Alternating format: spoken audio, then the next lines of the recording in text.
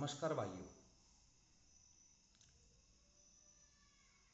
आज बांग्लादेश की हालत देखकर मैं दोबारा से बांग्लादेश पर यह वीडियो बनाने के लिए मजबूर हो गया हूँ। तो इस समय बांग्लादेश में क्या हो रहा है, बड़ी हैरानी की बात है। जैसे आप देख रहे होंगे कि शेख हसीना जो कि वहाँ की सिटिंग प्राइम मिनिस्टर थी, उसकी पार्टी के 30 नेताओं के बांग्लादेश में शव मिले हैं। बांग्लादेश में पत्रकारों, वहाँ के फिल्मी जो कलाकार है, फिल्म एक्ट्रेस और खिलाड़ियों की हत्या की जा रही है। बांग्लादेश का जो चीफ जस्टिस है, उसके घर पे मॉब पहुंची, भीड़ पहुंची और उसको मॉब लिंचिंग की धमकी दी गई। और चीफ जस्टिस ने, बांग्लादेश के चीफ जस्टिस ने, मुख्य न्यायाधीश ने डर के मारे इस्तीफा ही दे दिया। बांग्लादेश की पुलिस, उन पे हमले हो रहे हैं, पुलिस वालों की हत्याएं की जा रही हैं और पुलिस वाले डर के मारे अपने घर में बैठ गए हैं, सब कुछ छोड़ के कि भैया हम अपने पद से इस्तीफा दे, हम अपना काम छोड़ रहे हैं और जो अपने पद हैं उनसे हम इस्तीफा दे रहे हैं। बांग्लादेश की जो सेना है, जो आर्मी है, उसने भी हाथ खड़े कर दिए और जनता को खुली छूट दे दी है कि वो जो मर्जी वो करें। और बांग्लादेश की जो लोकतांत्रिक रूप से चुनी गई जो प्राइम मिनिस्टर है, वो डर के मारे बांग्लादेश छोड़ के और भारत में छुपी हुई है। बांग्लादेश में लोकतंत्र समाप्त हो चुका है। आतंकी संगठनों का, जैसे जमात इस्लामी, उनका बांग्लादेश पे अधिकार हो चुका है। बांग्लादेश के आतंकी और बड़े बड़े अपराधी वहां की जेलों से भाग चुके हैं। और जिन लोगों ने बांग्लादेश में आग लगाई थी, जिनको स्टूडेंट लीडर कहा जा रहा था, आसिफ और नाहिद, वो दोनों बांग्लादेश की जो अभी सरकार बनी है उसमें मंत्री बन चुके हैं। तो ये बांग्लादेश की फिलहाल लगभग स्थिति है, यानी कि बड़े बदतर हालात है।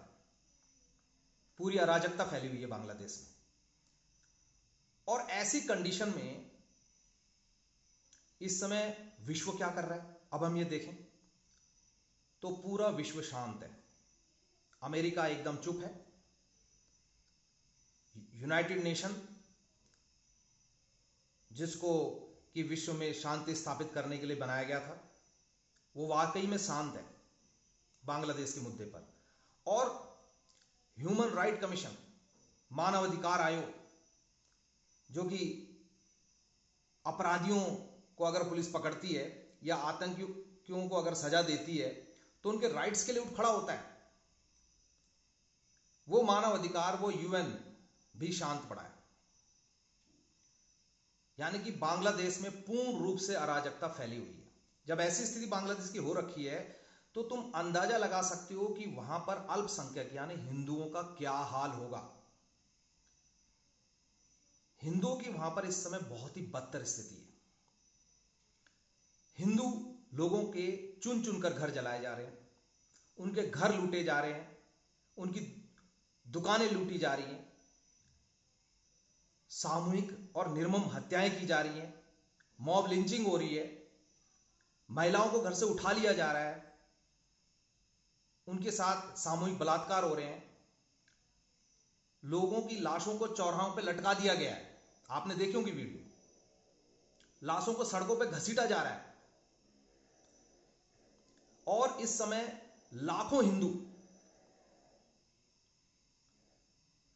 भारत और बांग्लादेश के बॉर्डर पर इकट्ठा हो गए हैं, इस उम्मीद में कि शायद भारत में उन्हें शरण मिले।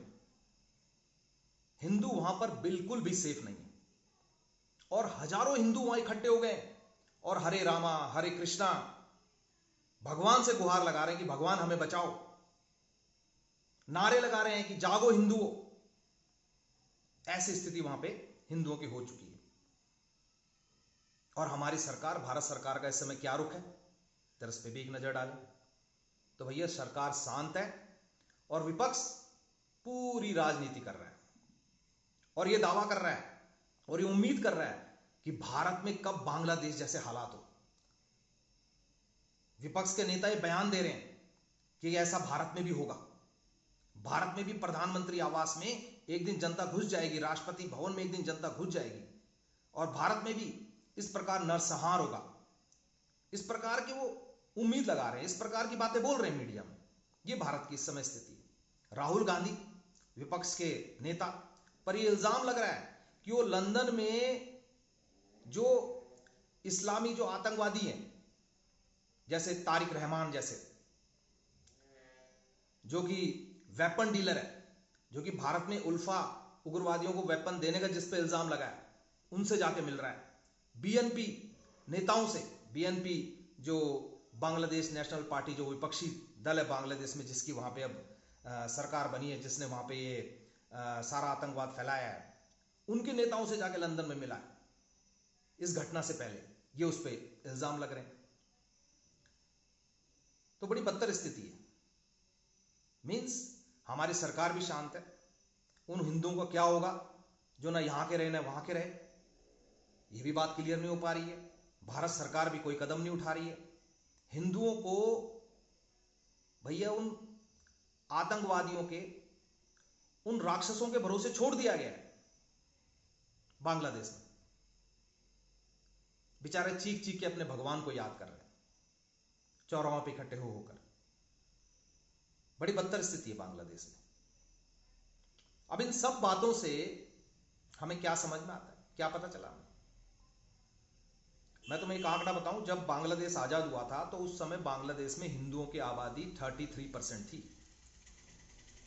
और इन दंगों के शुरू होने से पहले बांग्लादेश में हिंदुओं की आबादी मात्र 8% रह गई थी।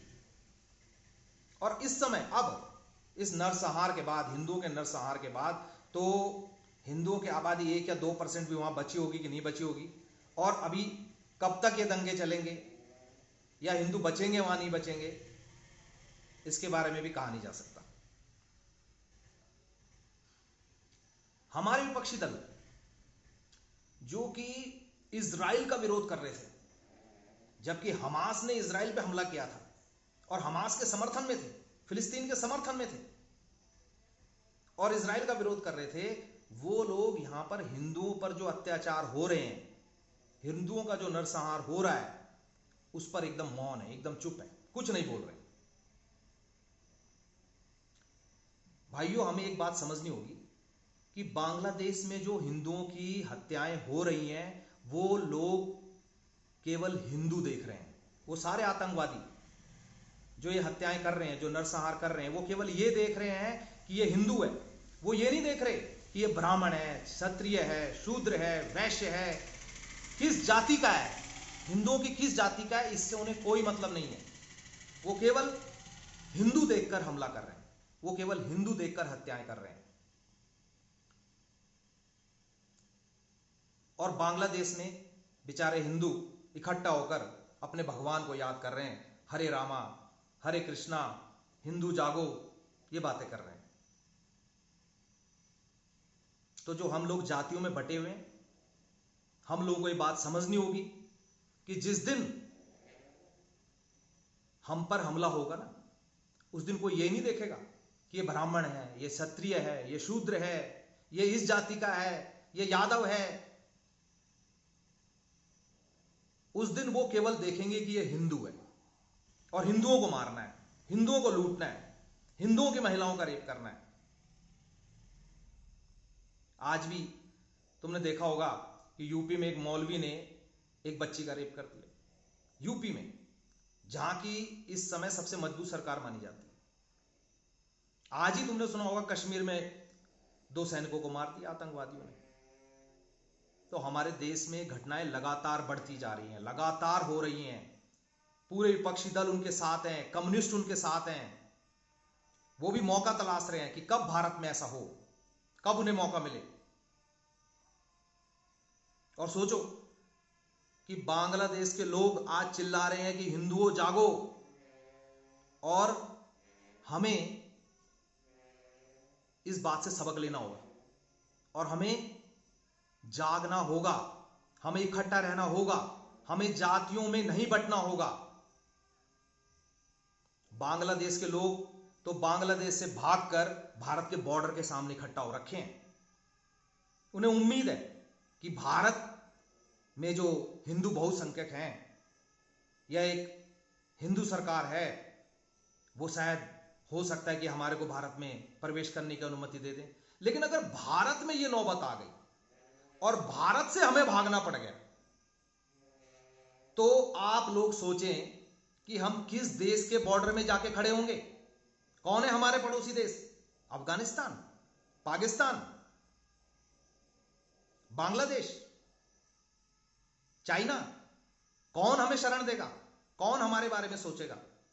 तो हिंदुओं, मेरे भाइयों, अभी मौका है, जाग जाओ, सचेत हो जाओ, इकट्ठे और मिलके रहो, वरना हमें कोई देश शरण नहीं देगा।